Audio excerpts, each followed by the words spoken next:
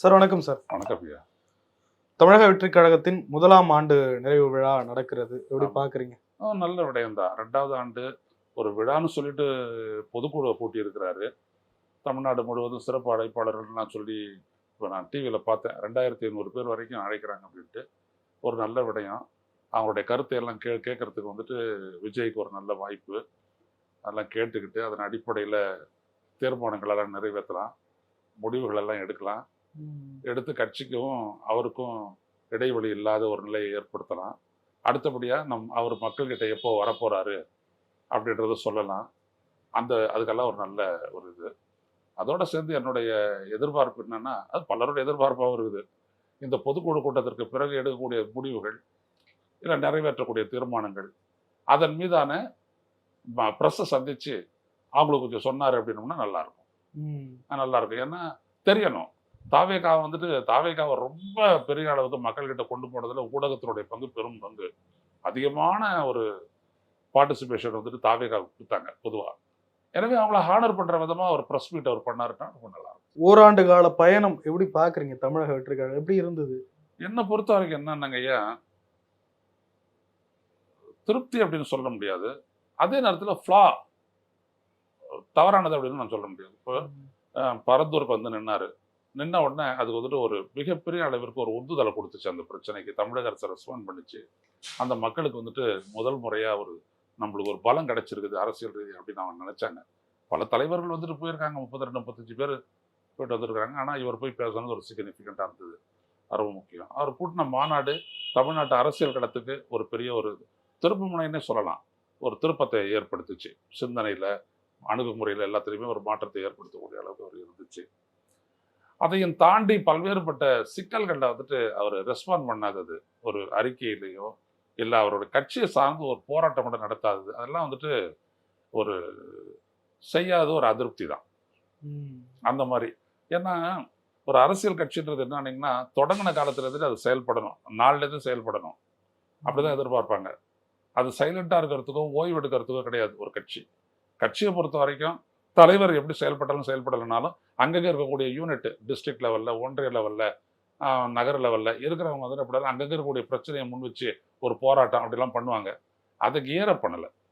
தாவேகாவை பொறுத்த வரைக்கும் அது நடக்கவே நடக்கலை. எல்லாம் இங்கேருந்து முடிவெடுத்து என்ன சொல்கிறாங்களோ அதான் அங்கே செய்யலாம் அப்படின்ற மாதிரி இருந்திருக்கிறாங்க. பட் இப்போ தானே விஜய் வந்துட்டு எல்லாரும் இந்த மாவட்ட செயலாளர்கள் இவங்களெல்லாம் நியமனம் பண்ணியிருக்காரு. இதுக்கு மேலே தான் அவங்க செயல்படணும். அந்த செயல்படுறதுக்கான ஃபோக்கஸ் நாளை கொடுப்பாருன்னு நான் எதிர்பார்க்குறேன். அரசியல் ரீதியாக எதுவும் முன்னேற வாய்ப்பு இருக்கு, அடுத்த கட்டத்துக்கு ஒரு டஃப் ஃபைட் கொடுக்க வாய்ப்பு இருக்கு அப்படின்ற மாதிரி தோணுதா? அதாவதுங்க, உங்களுக்கு வந்துட்டு கொம்பு இருந்ததுனாலும் கூட கம்பு சுத்த தெரியணும். உங்ககிட்ட வாள் கூட இருக்கலாம், ஆனால் வாழை சுத்த தெரியணும். இது புரியுதுங்களா? அரசியல் அப்படி இருக்குது. உங்ககிட்ட ஒரு பலம் இருக்குது. இது வரைக்கும் திரு எம்ஜிஆர் அவர்களுக்கு பிறகு, திரு விஜயகாந்த் அவர்களுக்கு பிறகு, திரு அண்ணன் வைகோ அவர்களுக்கு பிறகு ஒரு பெரும் பலத்தோட அரசியலுக்குள்ள அவங்கெல்லாம் அரசியல் எடுத்தவங்க.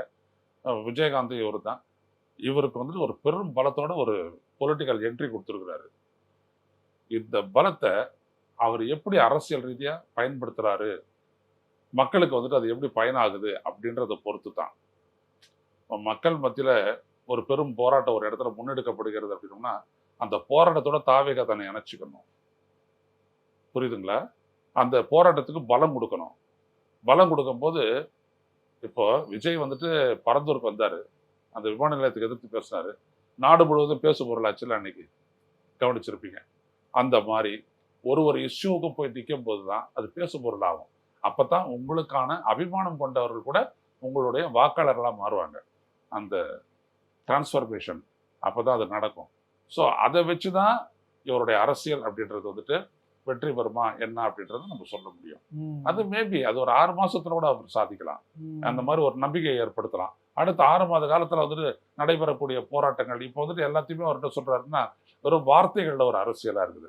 இந்த வார்த்தைகளை தாண்டி அவர் வந்துட்டு ஒரு போராட்ட காலத்துக்கு வந்து இல்லாட்டி அவருடைய கட்சியினரை இறக்கி போராடினாரு அப்படின்னோம்னா அது வேற. அந்த இடத்துல தான் நீங்க உண்மையான ஒரு ட்விஸ்ட்டை கொடுக்க முடியும். ஒரு போராட்டத்துக்கு வெற்றியை நோக்கி நீங்க தள்ள முடியும். ஸோ அப்போ அதுக்கு வந்துட்டு நீங்க தயாரானதான் அரசியல் ரீதியா நீங்க உங்களை பார்த்து அவங்க பயப்படுறாங்க இவங்க பயப்படுறாங்கன்றதெல்லாம் வெறும் சொல்லுதான். அல்டிமேட்லி ஜனங்க தான் ஓட்டு போட போறாங்க. அந்த ஜனங்க ஓட்டு போடணும்னா அவங்களுக்கு உங்க மேல நம்பிக்கை ஏற்படணும். ட்ரஸ்ட் ஏற்படணும். ம். இல்லாட்டி ரசிகன் வாக்கு கூட வரும்ன்றத சொல்ல முடியாது. நீங்களும் விமர்சனம் வைத்த ஒரு விடயம் வியூக வகுப்பாளர்களை கொண்டு கட்சியை நடத்துவதா? அந்த ப்ராசஸ்ல இன்னும் ஸ்ட்ராங்கா ஆழமா தான் போயிட்டு இருக்காங்க. அது நம்ம என்ன பண்ண முடியும்? என்னுடைய அரசியல் அனுபவத்தில் வந்துட்டு பார்த்தீங்கன்னா, இப்போ திமுக எல்லாரும் சொல்றாங்க, திமுக வச்சுக்கலையா, அதிமுக வச்சுக்கலையா, பிஜேபி வச்சுக்கலையா, காங்கிரஸ் வச்சுக்கலையா, ஆம் ஆத்மி வச்சுக்கலையான்ட்டு. ஆனால் அவங்க கிரவுண்ட் ஒர்க்கை பண்ணிவிட்டாங்க. அவங்களுடைய கட்சிக்கிட்ட வந்துட்டு மக்கள்கிட்ட கொண்டு போயிட்டாங்க. இவன் தான் திமுககாரன், இவன் தான் நம்ம கவுன்சிலரு, இவன் தான் நம்மளுடைய ஒன்றிய செயலாளர், இவன் தான் அந்த ஆளு, இவர் தான் திமுகவில் ஒரு பொறுப்பாளர் அப்படின்றது மக்களுக்கு தெரியும். ரைட்டுங்களா? போராட்டமா இறங்குறாங்க. எல்லாம் பண்ணிட்டதுக்கு பிற்பாடு வியூக வகுப்பாளர் தேர்தல் அப்போ கொண்டு வராங்க. அப்போ அவங்களுக்கு வந்துட்டு அந்த தலைவருக்கான வியூகம் தான் வந்துட்டு அவங்க கொடுத்துட்டு இருக்கிறாங்க. கட்சிக்கு வந்துட்டு இதை செய்ய, அதை சொன்னாங்க, இப்படி பேசுங்க, அப்படி பேசுங்கன்றலாம் சொல்றாங்க. அவ்வளவுதான். ஒட்டுமொத்த கட்சியை வியூக வகுப்பாளர்கிட்ட கொடுத்தவங்க எந்த கட்சி? தாவேக தவிர. இப்ப தெரியுதுங்களா வித்தியாசம்? இதுதான் இங்க டிஃபெக்ட். நீங்க முதல்ல கட்சியை மக்கள் இந்த கட்சி தொடக்க நிலையில இருக்கிறதுனால மொத்தத்தையும் அப்படி கொடுத்துட்டதா உங்களுக்கு தெரியுதா? நீங்க கொண்டு போகவே இல்லையா மக்கள் கிட்ட? நீங்க மக்கள் பத்தி ஒரு போராட்டத்துக்கு நீங்க சொல்லுங்க பார்ப்போம். ஒரே ஒரு போராட்டம், ஓராண்டு காலம் தானே ஆச்சு, அப்படி கூட நீங்க சொல்லி கன்வின்ஸ் பண்ணிக்கலாம். ஓகே, அது வேற. ஆனா அந்த ஓராண்டு காலக்குள்ள நிகழ்ந்தவை எல்லாம் எடுத்துக்கங்க. எந்த நிகழ்வு வேணாலும் எடுத்துக்கங்க. இப்போ டங்ஸ்டன் அந்த போராட்டத்துக்கு வந்துட்டு தவகவினர் போயிட்டு அங்க பங்கேற்று இருக்காங்க. ஆனா இவர் பக்கத்துல இருந்து ஒரு அறிக்கை கூட கிடையாது அதுக்கு சப்போர்ட்டா. சரிதானா? அப்போ இவருடைய அறிக்கையை கொடுத்து அவங்களும் அங்க பங்கேற்று அவங்க கொடி பிடிச்சிட்டு போய் அவங்க வந்துட்டு மதுரையில மறுபடியும் ஒரு போராட்டம் நடத்தி இப்படியெல்லாம் நடத்தினா அந்த ப்ரெஷர் அதிகமாகுது இல்லை ஒன்றிய அரசு மேல. ஏன்னா எதிர் ஓட்டாகுது இல்லை. அதான் ரொம்ப முக்கியம். இப்போ பரந்தூருக்கு நீங்க போனீங்க, பரந்தூர்ல போயிட்டு அது பேசுறீங்க. இப்போ இது ஆட்சிக்கு எதிரான ஒரு அழுத்தமாவது இல்லை, கவனிக்கணும் தானே அது. அந்த மாதிரி ஒரு இடத்துலையும் நீங்க பார்த்தீங்கன்னா அந்த இடத்துக்கு நீங்க போனீங்கன்னா தான் அதுக்கான பலன், அரசியல் பலனை நீங்க எடுக்க முடியும். மக்களும் உணர்வாங்க உங்களை தேர்ந்தெடுக்கலாம் அப்படின்ட்டு. அந்த எண்ணம் வரணும்னா நீங்க பங்கேற்பாளராக இருக்கணும். வெறும் பார்வையாளராக இருந்துக்கிட்டு இது தப்பு இது சரின்னு சொல்லிட்டு இருக்கக்கூடாது. அது பத்தாது. ஒவ்வொரு பூத்துக்கும் முகவர்களை நியமிக்க வேண்டிய வேலைகள்லாம் நடந்துகிட்டு இருக்கிறதா சொல்றாங்க ஆதவர்ஜன் அவர்களுடைய. ஆமா ஆமா ஆமா ஆமா அதெல்லாம் அது ஒரு நல்ல பணி தான். அது முகவர்களை நியமிக்கிறது ஒண்ணு. இன்னைக்கு மார்ஷல் பார்த்தீங்கன்னா மாடர்ன் டே பாலிடிக்ஸ்ல வந்துட்டு தேர்தல் எவ்வாறு நடத்தப்படுகிறது, அது நியாயமாக நடத்தப்படுவதாக மக்கள் உணர வேண்டும்ட்டு அம்பேத்கர் புத்தக வெளியீட்டு விஜய் பேசினாரு. கவனிச்சிருப்பீங்கன்னு நினைக்கிறேன். பேசினாரு. அது ரொம்ப முக்கியமானது ஒன்று. தேர்தல் இங்கே எப்படி நடத்தப்படுது? இங்கே பார்த்தீங்கன்னா நாடு முழுவதும் பிஜேபி வாக்காளர்கள் பட்டியலில் எதிர்த்து வாக்காளர்களை நீக்கிறது, வாக்காளர் பட்டியலில் புதுசாக வாக்காளர்களை சேர்க்கறது. ரைட்டுங்களா? இதை வச்சு தேர்தல் முடிவுகளை மாற்றுறது. இது நாடு முழுவதும் நடக்குது. இப்போ சொல்லுங்க, இந்த வாக்காளர் வாக்குச்சாவடி குழுவை நியமிக்கிறோம் இல்லைங்களா, பூத் கமிட்டிஸு, இவங்க என்ன ஃபோக்கஸில் அதை பண்ண போகிறாங்க? இந்த ஃபோக்கஸ் இருக்குமாங்க? எனக்கு தெரியாது. இந்த ஃபோக்கஸ் இருக்கணும். எப்படி பண்ண போகிறீங்க? ஒரு வாக்கு அவங்க வந்துட்டு 69,000 வாக்குச்சாவடிகள் வந்துச்சு. இப்போ 88,000 வாக்குச்சாவடிகள் ஆக்கிட்டாங்க. 88,000 வாக்குச்சாவடிக்கு நீங்கள் 10 பேரை போடுறீங்கன்னா இப்போ இந்த வாக்காளர்களாக யார் யாரெல்லாம் இருக்காங்க, புதுசாக யார் யார் சேர்த்துருக்குறாங்க, சேர்க்கப்பட்டவர்கள் நாங்கள் எவ்வளோ காலம் வாடுறவங்க, யாரால் சேர்க்கப்பட்டாங்க, உங்களுக்கான ஆதரவு நிலை எவ்வளோ இருக்குது, இவ்வளோ தெரிஞ்சிச்சுன்னா தான் ஒரு பூத்தில் கன்சாலிடேட்டடாக உங்களுக்கு இவ்வளோ ஓட்டு இருக்குதுன்னு தெரியணும். அதை பண்ணணும். இல்லாட்டி அமமுகவை அழுத்தி கிளீன் பண்ண மாதிரி உங்களையும் பண்ணிடுவாங்க. 2000 பூத்தில் அமமுகவுக்கு ஒரு ஓட்டு கூட கிடையாது 2019. ஆனால் அவங்க ஒட்டு மொத்தமாக பார்த்தீங்கன்னா 26 லட்சம் ஓட்டு வாங்கினாங்க, 22 லட்சம் ஓட்டு வாங்கினாங்க, 5% ஓட்டு. ஆனால் 2000 பூத்தில் வந்துட்டு உங்களுக்கு ஓட்டே இல்லை. அந்த மாதிரி ஒரு நிலை தாவேக்காக்கு ஏற்பட்டுச்சுன்னா என்ன பண்ணுவீங்க? எப்படி அட்ரஸ் பண்ணுவீங்க? ஐயோ நாங்கள் ஓட்டு போட்டப்போ நம்ம கத்த வேண்டியது தான், ஒன்றுமே நடக்காது. அப்போ இந்த இடத்துலலாம் இந்த ஃபோக்கஸ் இருக்குதா?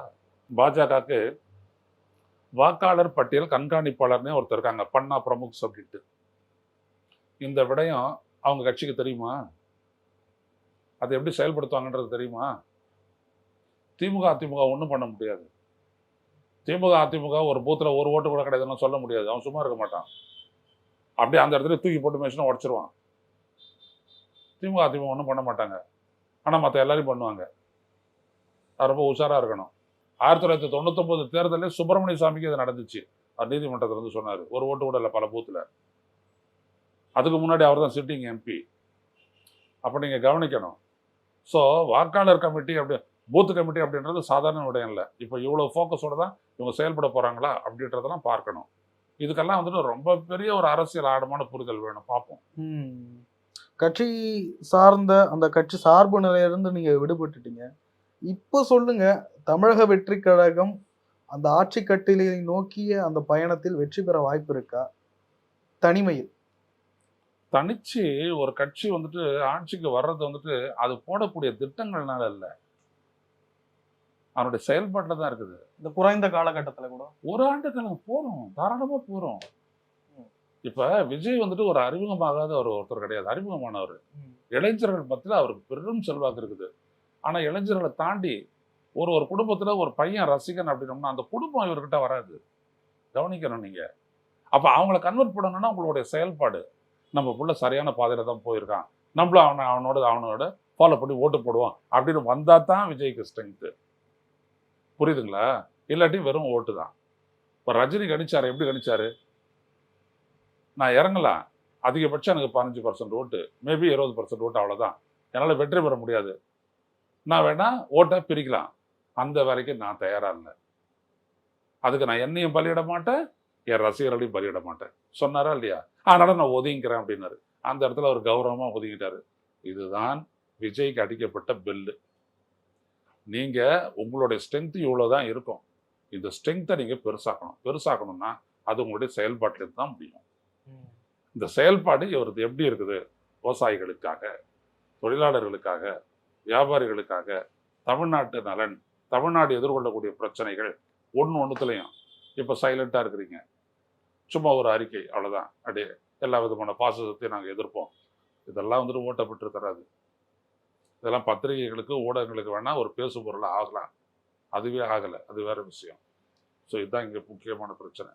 நீங்கள் மக்கள்கிட்ட போகணும், மக்களுக்காக போராடணும், அந்த போர்க்குணத்தை உங்களுடைய தொண்டர்கள் மூலம் வெளிப்படுத்தணும்.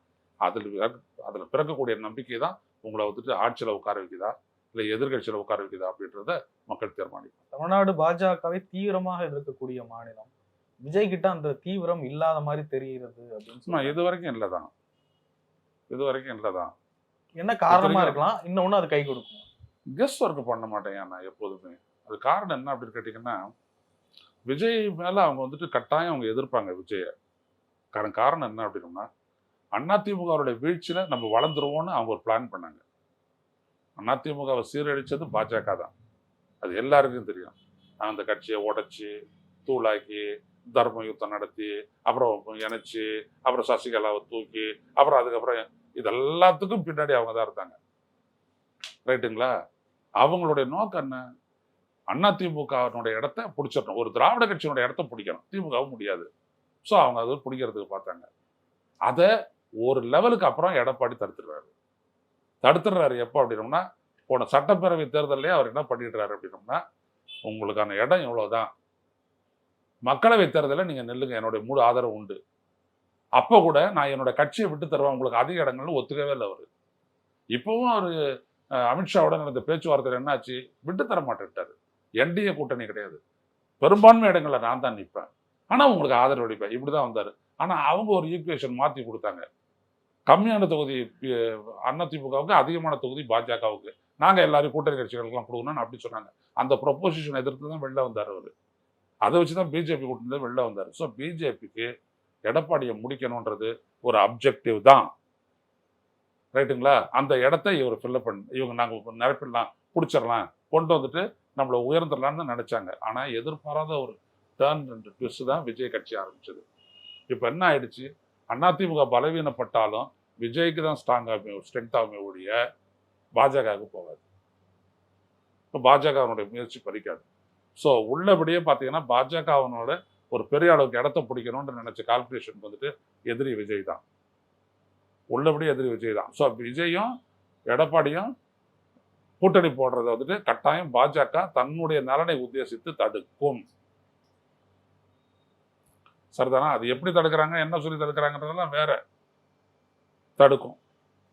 தடுத்துட்டு எடப்பாடியை தங்களுடைய பக்கத்துல அதிமுக தங்களுடைய பக்கத்துல இழுக்கும். எடப்பாடி சம்மதிக்கலைன்னா அதிமுகக்குள்ள இன்னும் சிக்கல்கள்லாம் ஏற்படும். இல்ல விஜய்க்கு பின்னாலே பாஜக இருக்கு, அதனாலதான் ரொம்ப பம்புறாரு அந்த விமர்சனத்தை. விஜய்க்கு பின்னாடி பாஜக இருந்தது அப்படின்னா விஜய்க்கு வந்துட்டு அழிவுக்கு வேற யாரும் கட்டியம் வர தேவையில்லை. பஸ் முடிஞ்சிடும். தமிழ்நாட்டினுடைய உளவியலுக்கு தான் அதற்கு உரிய அரசியலை தான் நீங்க முன்னெடுக்க முடியும். நீங்க மறைமுகமா எடுத்தீங்கன்னா ரொம்ப நாள் தாங்காது. ரொம்ப நாள் நீங்க பிஜேபி எதிர்க்காத இருந்தீங்கன்னா, இல்ல ஒன்றிய அரசுடைய திட்டங்கள் எல்லாம் எதிர்க்காத இருந்தீங்கன்னா, அதற்கு எதிராக போராடாத இருந்தீங்க அப்படின்னோம்னா, இப்பவே பாருங்க மொழி பிரச்சனையில திமுக கடுமையா வெளில வந்துட்டாங்க. கட்சி அறிவிக்கிறதுக்கு முன்னாடி அவங்க போயிட்டு அழிக்க ஆரம்பிச்சிட்டாங்க. இதுக்கப்புறம் எந்த கட்சி எந்த எதிர்ப்பு பண்ணாலும் அவங்க தான் முன்னோடி அப்படின்னு ஆயிப்போச்சா. இப்போ அந்த மொழி வழி கொள்கை வழி இருக்கக்கூடிய ஓட் பேங்க் மறுபடியும் டிஎம்கே போகும். ஏன்னா நீங்கெல்லாம் பேசாத இருக்கீங்க. அப்ப என்ன அதிமுக பேசாத இருக்குது, தாவேகாவும் பேசாத இருக்குது, அந்தாண்ட பக்கம் பிஜேபி, இந்தாண்ட பக்கம் திமுக, திமுக கூட்டணி. அப்ப யாருக்கு போகும் ஓட்டு? முடிஞ்சு போச்சுங்களா? மத்திய மாநில பிரச்சனை யாருக்கு போகும் ஓட்டு? அவ்வளவுதான். நீங்க ஆக்டிவா இல்லைன்னா அதனுடைய விளைவு அவ்வளவுதான். பயப்படுகிறாரா விஜய்? அந்த தெரியல. நான் பார்த்த வரைக்கும் அப்படிலாம் இல்லை. பயப்படுறாரு அப்படிலாம் வந்துட்டு அது ஒரு பெரிய வார்த்தை. ஆனால் தெரியல. தமிழ்நாட்டில் ஒரு அக்கறையோட ஒரு ஆட்சி அமைக்கணும் அப்படின்றது அவருடைய அப்ஜெக்டிவ். அதை பத்தி ஒன்றும் தப்பு இல்லை. ஆனா அதற்கான வழிமுறையை வந்து அவருடைய கட்சியினரை வச்சு அவரை சிந்திச்சு செயல்படுத்தணும். அவ்வளவுதான். நிறைய பேர் சொல்றது விஜய்க்கு அரசியல் புரிவு தெளிவு இன்னும் கொஞ்சம் தேவைப்படுது. அதிகமா ஐயா அந்த லேப்ஸ் எல்லாருக்கிட்டையுமே இருந்ததுங்க. அந்த ஹயாட்டஸ் அந்த இடைவெளி எல்லாருக்கிட்டையுமே இருக்கும். அதனால தானே ஒரு கட்சியினர் எம்ஜிஆர் இருந்தாரு. எம்ஜிஆரை விட தெரிஞ்சவர் தானே நெடுஞ்செழியன். எம்ஜிஆரை விட எல்லாம் தெரிஞ்சவர் தானே ராசாராம் இல்லையா? அப்படியாப்பட்டவங்க எவ்வளவு பேர் இருந்தாங்க எம்ஜிஆருக்கு? புரியுதுங்களா? ஏகப்பட்ட பேர் இருந்தாங்க எம்ஜிஆருக்கு. எம்ஜிஆர் ரெண்டாவது அவருக்கு வரக்கூடிய ஒப்பீனியனை கூட நான் நினைக்கிறது கரெக்டானு சொல்லி சரி பண்ணிக்க கூடியவர் எம்ஜிஆர். அப்படியாப்பட்டவர் தான் எனக்கு தெரியும். 9,000 ஜீவோலாம் அவர் தன்னுடைய கருத்தை மாத்திக்கிட்டாரு. பொருளாதார ரீதியான இடஒதுக்கீடு தப்புன்றதை அவர் உணர்ந்தாரு. எம்ஜிஆர் முதல்லாம் அரசியல்ல வந்துட்டு ஒரு நெளிவு சுழிவோட பண்றது யாருமே கிடையாதுங்க. அதனால தான் அவர் கலைஞரை தாக்கு பிடிச்சாரு. கலைஞருக்கு எதிராக அவர் அரசியல் பண்ணாரு. சாதாரண விஷயம் இல்லை. அப்படியாப்பட்ட எல்லாருமே கூட வச்சுக்கிட்டாரு இல்லைங்களா? எம்ஜிஆர் கூட இருந்தவங்களெல்லாம் எடுத்துக்கங்க, எல்லாருமே பெரிய ஆட்கள் தான், ஸ்டால்வர்ட்ஸ் தான், சாதாரண ஆட்கள் கிடையாது. அப்படியாப்பட்ட அவங்கள நீங்க வச்சுக்கணும். அவ்வளவுதான் தேவை. அது எப்போதுமே தேவை அரசியல்ல. அந்த மாதிரி ஆட்களை வச்சுக்கணும், பேசணும், ஒரு விடயத்தையும் எப்படி ஆழமா போகணும், எப்படி ஒரு டிஃபரன்ஸோட ஒரு வித்தியாசத்தோட நம்மளுடைய அரசியலை கொண்டு போகணும் அப்படின்றதெல்லாம் உங்களுக்கு தெரியணும். தெரிஞ்சதுன்னா தான் நீங்க முன்னெடுக்க முடியும். நினைக்கிற மாதிரி நம்ம நினைக்கிறதானே சரி, ஏன் இப்படி செய்யக்கூடாது அப்படின்னு நினைச்சிங்க அப்படின்னா அது ஒர்க் அவுட் ஆகணும்.